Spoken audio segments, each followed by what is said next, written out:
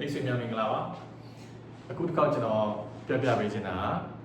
ကျွန်တော်တို့လက်ကဝက်ပေါ့နော်လက်ကဝက်လေ့ကျင့်ခန်းလေးနဲ့ပြပြပေးချင်ပါအဲ့တော့ဘိုးကိုကျွန်တော်တို့လက်ကဝက်ကဒီပျော့ပြောင်းနေလို့ရတယ်ပေါ့နော်ပျော့ပြောင်းနေဆိုတာ flexible ပေါ့သူကဒီတို့တွေက join ပေါ့နော် join ဖြစ်တဲ့အတွက်ကြောင့်မလို့လက်ကဝက်ဟာပျော့ပြောင်းမှုလို့နော်ပျော့ပြောင်းမှုဆိုတာကဒီပျော့ဖက်ဖက်ကြီးဖြစ်နေတာပြောမှာပျော့ဖက်ဖက်ကြီးဖြစ်နေဆိုကျွန်တော်တို့အတန်မှာအားမရှိဘူးပေါ့အတန်မှာအားရှိမယ်ဒါပေမဲ့ကျွန်တော်တို့ဘိုးပြောင်းတဲ့အချိန်မှာဘိုးပြောင်းတဲ့အချိန်မှာလည်းအတန်လေးကတစ်ခါလေး smooth ဖြစ်ပြီးတော့ဖြစ်အောင်ပေါ့နော်အဲ့တော့လက်ကောက်ဝက်လေးသင်ခန်းလေးပေါ့ဒီကတော့ကျွန်တော်ဒီတရောဆရာ Galamian ဆိုတဲ့စာအုပ်ကပေါ့နော်အဲ့ဒီကနေကျွန်တော်အဲ့ဒီဟာလေးပြန်မျှဝေတာပေါ့နော်ပထမဆုံးအနေနဲ့လက်ကောက်ဝက်ကိုကျွန်တော်တို့အပေါ်အောက်နော်အပေါ်အောက်လေးချင်တာပေါ့ဒီလက်ကောက်ဝက်ကိုအောက်ဘက်ကိုဆင်းမယ်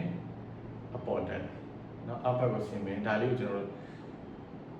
50လောက်လုပ်ကြည့်တာပေါ့နော်လက်ကောက်ဝက်ကလှုပ်ရှားလို့ရနော်တောင့်ကြီးဖြစ်နေတာလက်ကောက်ဝက်လှုပ်ရှားလို့ရမယ်အပေါ်အောက်နောက်တစ်ခုကကျတော့လက်ကောက်ဝက်ဒီလိုဘေးတိုက်ကိုကျွန်တော်တို့ဒီဘိုးကိုဒီလက်တီးတဲ့အနေထားလေးပေါ့အဲဒီမှာဘိုးကိုကျွန်တော်ဒီ level ဘက်ကိုနီးလာမယ်အပြင်ဘက်ကိုထွက်မယ်ဒီလိုလေးကစားကြည့်နော်အဲလက်ကောက်ကပညာရပြီပေါ်အောင်ရနော်ဒီရရှိနော်ပြီးတဲ့အခါမှာကျွန်တော်တို့ဆက်ဝိုင်းပုံစံပေါ့နော်ဒီလိုလေးလှည့်ကြည့်နော်အရင်ဒီဟာကြီးကိုအားနဲ့စိုက်ပြီးတော့မလှည့်နဲ့ပေါ့သူကဒီလက်ကောက်ကိုနာအောင်လုပ်တာမဟုတ်ဘူးနော်လက်ကောက်ကကျွန်တော်တို့တောင့်မနေအောင်လေ့ကျင့်တဲ့သဘောပေါ့နော်ပေါ်အောင်ဒါရှိနော်ပြီးတဲ့အခါကျတော့ကျွန်တော်တို့လက်ချောင်းပေါ့လက်ချောင်းကလည်းပျော့ပြောင်းနေရမယ်အဲ့ဒါမှခုနကျွန်တော်တို့ဘိုးအနှုတ်သိမ်းနေ string crossing ခေါ်တာပေါ့ဘိုးကျိုးတစ်ချောင်းပြောင်းတဲ့အခါမှာပို့ပြီးတော့ညံ့လေးဖြစ်မယ်နော်အဲ့ဒီအတွက်ကျွန်တော်တို့မလုပ်မလဲဆိုတော့ဒီမှာလက်ချောင်းဒီဟာလက်တန်းကနေပြီးတော့ကျွန်တော်တို့ဖိနော်လက်တန်းဘက်ကိုကျွန်တော်ဖိချလိုက်တဲ့အခါမှာဘိုးကဒီအဖျားဘက်ကအပေါ်ကိုထောင်သွားတယ်နော်လက်တန်းကိုဖိမယ်ချမယ်စီးစော်ပေါ့နော်စီးစော်လို့လည်းခေါ်ရတယ်ဒီလိုမျိုးသွားမယ်အပေါ်အောင်ဒါအပေါ်အောင်ပေါ့နောက်တစ်ခုကကျတော့ကျွန်တော်တို့ဘေးတိုက်က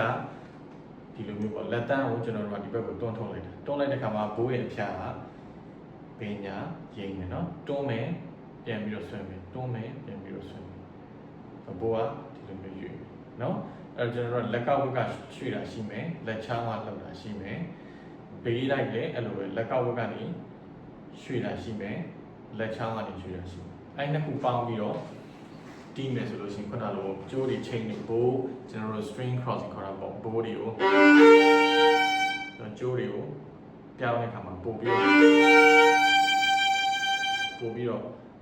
ညံ့ရှိပြီเนาะပြီးတော့ကျိုးအပေါ်ဟာလာအထိုးအဆွဲချိန်တဲ့အခါမှာလည်းပြောင်းတဲ့အခါမှာလည်းပို့ကညံ့လေးဖြစ်လာမယ်ပေါ့เนาะကျေးဇူးတင်ပါတယ်